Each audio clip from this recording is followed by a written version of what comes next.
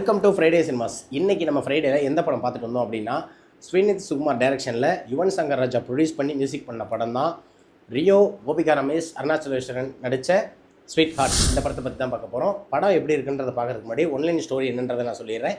Gopika ரமேஷும் ரியோவும் love பண்ணுறாங்க. லவ்வர்ஸ்குள்ளே என்ன நடக்கணுமோ அது நடந்துருது. அதனால கோபிகா வந்து ப்ரெக்னென்ட் ஆயிடுறாங்க. அதை அவங்க கலைக்கிறாங்களா இல்லையா, அந்த குழந்தையை தக்க வச்சுக்கிறாங்களா, இவங்க சேர்றாங்களான்றதான் படத்துடைய கதை.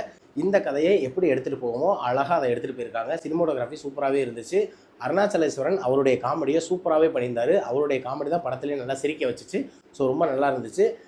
முக்கியமாக இந்த படம் வந்து பார்த்திங்கன்னா ஒரு 18+ மூவினே சொல்லுவேன். யுவன் சங்கர் ராஜா வந்து பிஜிஎம்மு சூப்பராக இருந்துச்சு. அந்த பிஜிஎம் வந்து நல்லா இருந்துச்சு. மியூசிக் பேக்ரவுண்ட் ஸ்கோரும் நல்லாவே பண்ணியிருந்தார். ஆனால் என்ன ஒன்று, சாங்ஸ் மட்டும் இதில் தேவையில்லாமல் வந்த மாதிரி தான் ஒரு ஃபீல் ஆச்சு. எதுக்கு எடுத்தாலும் சாங் போட்ட மாதிரி ஒரு ஃபீல் ஆச்சு எனக்கு.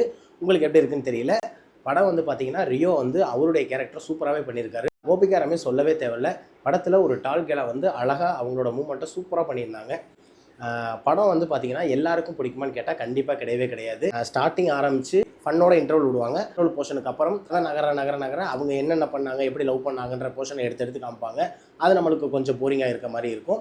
மற்றபடி எண்டிங்கில் வந்துட்டு ஒரு ட்விஸ்ட்டோட நல்ல ஃபன் எலிமெண்ட்ஸோட முடிச்சிருக்காங்க. மொத்தத்தில் இந்த படம் ஒரு டீசன்ட் வாட்ச் மூவி. தேங்க்யூ. அடுத்த ஃப்ரைடே சந்திப்போம். பாய். ஹுக்கும்.